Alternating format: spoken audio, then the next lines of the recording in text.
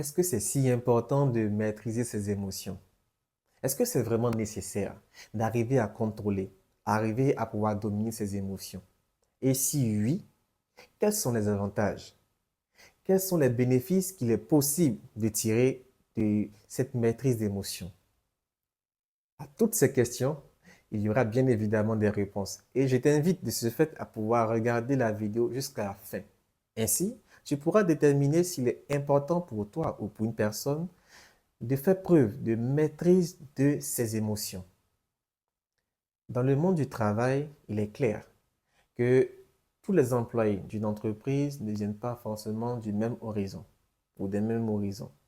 Chacun viendra donc avec son expérience, avec sa vision des choses, avec sa méthodologie. Mais toutes ces personnes seront amenées à pouvoir travailler, collaborer ensemble pour pouvoir rendre l'entreprise ultra productive, générer du bénéfice et en retour, eux, ils seront rémunérés en termes de salaire. Et si tu es un employé, il est important pour toi de pouvoir cultiver cette maîtrise de soi parce que la vie au travail n'est pas toujours facile. Il y aura forcément des incompréhensions, des mésententes, des conflits, l'élément qui va empêcher, qui va limiter ou qui va séquencer le conflit dans un tout petit périmètre, c'est justement la maîtrise de ses émotions. Parce que si ce n'est pas le cas, la situation va dégénérer, va prendre de l'ampleur. Et dans ce cas de figure, les conséquences peuvent être assez désagréables. La direction pourrait être informée et pourrait être amenée à prendre des mesures disciplinaires à travers, par exemple, des avertissements, des mises à pied, ou j'en passe. Et vous, entre collègues, la relation risque de prendre un coup. Également, vous serez vus comme des personnes qui sont bagarreurs, qui sont colériques, ce qui tendra à éloigner certaines personnes de vous, éloignant du coup certaines opportunités. En tant qu'employeur ou même supérieur hiérarchique, vous aurez à pouvoir diriger une équipe. Également, cette équipe-là est constituée de plusieurs personnes. Et si tu n'arrives pas à pouvoir faire preuve de maîtrise de soi, maîtrise de tes émotions, ce qui va se passer, c'est que tu ne seras pas en mesure de prendre des décisions éclairées à chaque fois pour la bonne marche de l'entreprise ou de ton équipe, ce qui ne fait pas de toi un bon leader. Et même en dehors du monde du travail, cela se ressent à plusieurs niveaux. Prenons le cas du monde de l'entrepreneuriat. En effet, c'est un monde qui est impitoyable. Le monde des affaires, c'est impitoyable. Et pour cela, pour s'en convaincre, tu vas te rendre compte que certaines personnes vont jouer sur les émotions pour pouvoir obtenir des accords qui sont beaucoup plus avantageux en leur faveur au détriment de l'autre.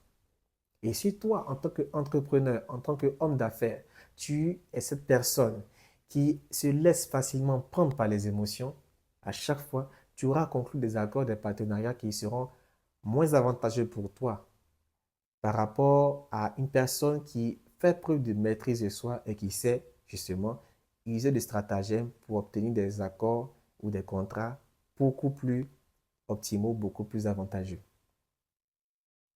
Le businessman ne doit pas se laisser avoir par les sentiments. C'est quelqu'un qui sait flairer les opportunités et pour cela, il doit avoir une certaine maîtrise de soi. Dans le milieu social, entre amis, en famille, il y a là également des disputes, des incompréhensions. Mais la maîtrise de soi va vous permettre de pouvoir éviter de sortir des propos trop blessants et donc de limiter les dégâts ou de circoncire la situation, le problème dans un tout petit périmètre. Ainsi, ce sera beaucoup plus facile pour vous de pouvoir renouer par la suite et aller vers une relation beaucoup plus saine. Ce que beaucoup de personnes également oublient, c'est que lorsqu'on est submergé par ses émotions, non seulement on peut sortir des informations qui tendent ou des propos qui tendent à blesser, mais surtout des informations qui étaient censées rester discrètes, rester confidentielles. Et dans ce cas de figure, si malheureusement la personne qui vous a confié les informations se trouve présente au moment de la situation, de la mésentente ou du conflit, elle aura pour impression que vous n'êtes pas une personne digne de confiance. Et justement, vous n'arrivez même pas à pouvoir vous maîtriser.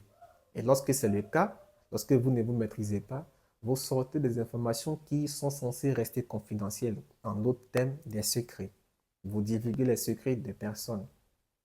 Il est important d'apprendre à pouvoir se maîtriser. Se maîtriser va vous amener à avoir une certaine retenue dans vos actions. Et justement, quand on parle d'action, vous serez toujours satisfait parce que vous savez, du moins, que peu importe la situation, vous arrivez à pouvoir adopter la bonne attitude. Vous vous maîtrisez et vous ne laissez pas sortir des propos blessants ou même des informations confidentielles. Par ailleurs, le fait de pouvoir maîtriser ses émotions va vous emmener à vous différencier de la personne qui est insensible. En effet, c'est deux thèmes distincts. La personne qui est insensible s'apparente à un mur. Et de vous à moi ou de toi à moi, il n'y a personne qui a envie de se faire ou se taper la discussion avec un mur. Il n'y a aucune interaction.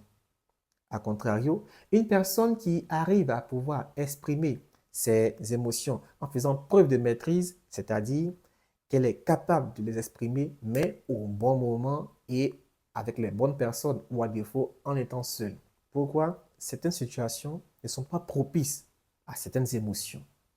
De même, tout le monde n'est pas apte à pouvoir vous voir laisser vos expressions, vos émotions s'exprimer. Et justement, arriver à se maîtriser vous amènera à pouvoir choisir le moment propice et à déterminer si les personnes qui sont en face de vous sont effectivement des personnes fiables, de bonnes personnes, un bon entourage. À défaut, vous attendrez lorsque vous serez seul et en ce moment, vous aurez toute la latitude de pouvoir exprimer vos émotions, ce qui est votre droit d'ailleurs. En vous exprimant devant le bon entourage, vous avez la certitude de vous sentir accepté, de vous sentir compris, tel que vous êtes.